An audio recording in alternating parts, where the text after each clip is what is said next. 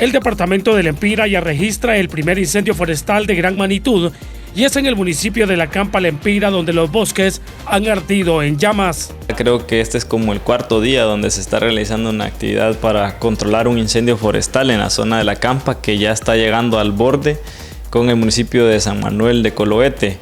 Realmente estamos viendo de que hay malas intenciones de algunas personas ahí de quemar esa zona, ese sector de bosque, porque lo que son las diferentes cuadrillas de ICF, de Mapance y las Fuerzas Armadas, como también de las comunidades de La Campa y de San Manuel que están combatiendo el incendio, dejan el incendio controlado, se quedan monitoreándolo hasta como a las 8 de la noche, se regresan a sus casas y al día siguiente nuevamente se reporta que el fuego continúa desde los sectores donde no estaba quemado. El siniestro forestal, según ambientalistas, fue provocado. Nosotros darnos cuenta de que sí, son pirómanos, son personas que están cometiendo un delito, y por lo tanto también solicitamos que se pueda hacer todas las investigaciones necesarias de parte de otras instancias, porque ya vemos de que no es algo natural lo que está ocurriendo en este sector. El día de hoy se movilizó mucha gente de San Manuel, se está movilizando a realizar todo lo que es una ronda para evitar que este incendio pueda avanzar hacia el municipio de San Manuel y quemar otros sectores de bosque en ese lugar, y pues también evitar que esto pueda avanzar hacia otras áreas forestales como el Parque Nacional Selaque. Apenas ha comenzado la época seca y este es el primer incendio.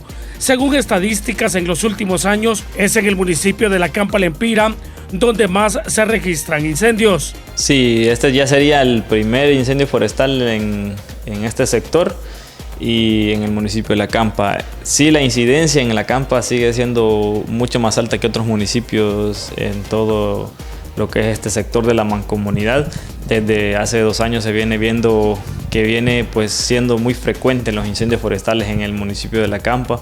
El año pasado vimos varios incendios entre La Campa y Caiquín, y este año nuevamente estamos viendo que es en La Campa donde empiezan los incendios.